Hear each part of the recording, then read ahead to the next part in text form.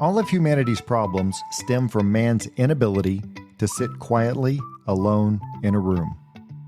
That was written in 1654 by Blaise Pascal.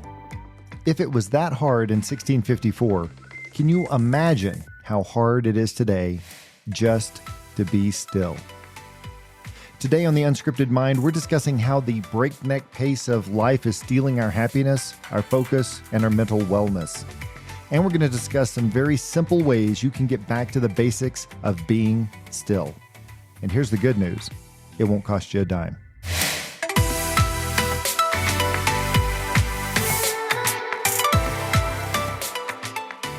Welcome to the Unscripted Mind podcast, where our goal is to give you fresh perspectives, practical insights, and tools you can use to give you more choices, increase your awareness, and have better control of your feelings, reactions, and behaviors. My name's Jim Cunningham, a licensed professional counselor, and today we're going to discuss the art and benefits of just being still.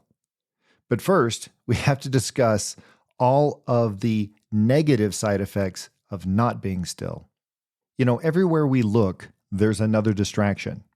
Often we create our own diversions. Every moment is filled with something from texts to email, to music, to video games, to work, you name it. We carry devices with us to ensure that we are never, ever bored, and we are never without our devices. The news gives us a perpetual stream of crises, and work follows us home on every screen. We just can't get away from it these days. So what does research say about the effects of electronic devices and social media on us and all these other distractions? Here are just some of the impacts.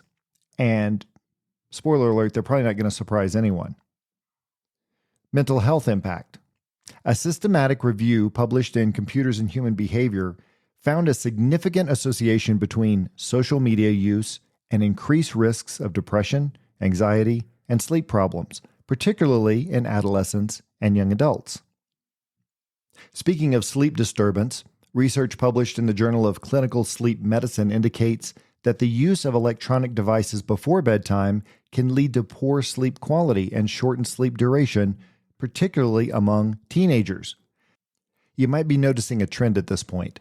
Adolescents and teens and our youth are particularly susceptible to a lot of these distractions, but that doesn't mean we as adults aren't also impacted.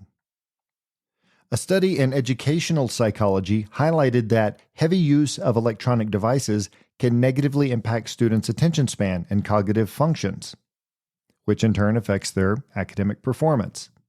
Findings in the American Journal of Preventive Medicine suggest that excessive screen time is associated with increased risks of obesity and other sedentary life-related health issues. Research published in Computers and Human Behavior demonstrated that heavy social media use can lead to poor interpersonal communication skills and weaken real-life relationships. And finally, a longitudinal study in Psychology Science found that frequent use of digital media is linked to ADHD among adolescents. I've included the citations in the description below, but these are not surprises for any of us, and neither are any of their consequences. We know these things. In his book, Stillness is the Key, Ryan Holiday says it this way: we are overfed and undernourished. We're overstimulated, overscheduled, and lonely. What's the point? Well, the point is that the things that we're doing aren't helping. In fact, in a lot of ways, they're making things worse. We have more mental health services available now than ever before, with more people taking advantage of those services than ever before. And yet anxiety and depression trends and a lot of other negative symptoms, those trends over the past 50 years continue to show a significant rise in prevalence across all age groups, with notable increases, you guessed it, with adolescents and young adults. Now, there's a number of social and economic and technological factors that have contributed to these trends, but the problem exists, and we have to acknowledge that. So how do we get back to basics? Back to a time before all the noise, when you could just sit, visit with neighbors, when evenings and weekends were your time to be with friends and family, when you were not in a hurry, you didn't have a list a mile long of things you needed to take care of, when you were actually off the clock and unreachable by the boss. When was the last time you gave your brain a break just to be still, to sit quietly, to think, to wonder, to relax? No music, no distractions, no nagging notifications, just solitude. We often forget the tremendous benefits of stillness. According to Holiday, it's stillness that aims the archer's arrow. It inspires new ideas, it sharpens perspective and illuminates connections. It slows the ball down so that we might hit it. It generates a vision, helps us resist the passions of the mob, makes space for gratitude and wonder. Stillness allows us to persevere, to succeed. It is the key that unlocks the insights of genius. This is one of those true cases where less is actually more. Downtime might seem like a waste of time these days because we always have something to do. But it's anything but that. In fact, it can be our most productive and creative time. Why do you think so many great ideas have happened in the shower, when people are being still and relaxed? I'll give you a few examples. Archimedes discovered the principle of buoyancy while taking a bath. Einstein often mentioned that his insights into physics, including those that led to the theory of relativity, came during moments of daydreaming and relaxation. J.K. Rowling conceived the idea for her Harry Potter series of books during a delayed train trip. James Watson had a sudden insight into the double helix structure of DNA while he was relaxing. Jonas Salk came up with the idea for the polio vaccine while taking a break at a monastery. And Paul McCartney of the Beatles famously woke up with a melody for Yesterday in his head after dreaming it. If it works for some of the greatest minds of our time, why wouldn't it work for us also? So here are some ideas on how to add some stillness back into your life. And again, not going to cost you a cent to do them. I might suggest starting with the question, why do I avoid the quiet and the stillness?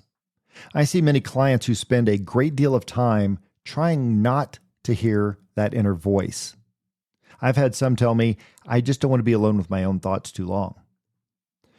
Trying to avoid uncomfortable thoughts, fears, and regrets are other reasons people tend to avoid it. But I think being aware of why may be a great place to start to investigate this for yourself. The second thing I would say is to be intentional. Stillness is not going to happen on its own or by accident. You have to schedule it, put it on your calendar. You'll need to be ruthlessly deliberate on this. Too many other things are vying to get your attention and your time. Setting aside even 20 minutes a day can be incredibly restorative. And this doesn't mean just sitting and scrolling on TikTok or watching television. It means turning off all the noises and just being still. One other thing I might recommend, and this kind of ties in with the idea of figuring out why you're trying to avoid the quiet, is journaling. I know you've probably heard this a million times, but I don't think there's any right or wrong way to journal. I don't journal daily, but I tend to do it when I need to process some thoughts and try to get some stuff out of my head. I tend to start writing just free flow or thoughts to declutter the mind. And the simple act of getting all those thoughts out of my head forces me to organize them in some sort of way and to see them more objectively. When all those thoughts are still just rolling around in my head, it feels very chaotic. And so getting them out of your head is a great way to kind of address that. I think it's kind of like when you have a nightmare where you tell somebody about the nightmare that seemed really scary in the moment. But as soon as you tell somebody about it, it sounds kind of ridiculous and demystifies it in a lot of ways. I found that journaling during times of stress tends to reduce the emotions, provides better context and clarity to the issue. So something to try out. But I would say this, if you're going to journal, do it with like pen and paper, old school. I know there's a lot of apps and stuff that are good for journaling, but for the purposes of this exercise, I think pen and paper works the best. And there's a lot of reasons for that we can go into another time. Another thing I would suggest is just letting go. Being still necessarily means relaxing our control of things, unplugging and just being left in the present. It can also be very helpful to let go of the tension. We carry that around and a lot of times we don't notice it. So I would suggest as you're sitting there and trying to control, just notice which muscles are still tense and then consciously relax them. In short, Start caring less.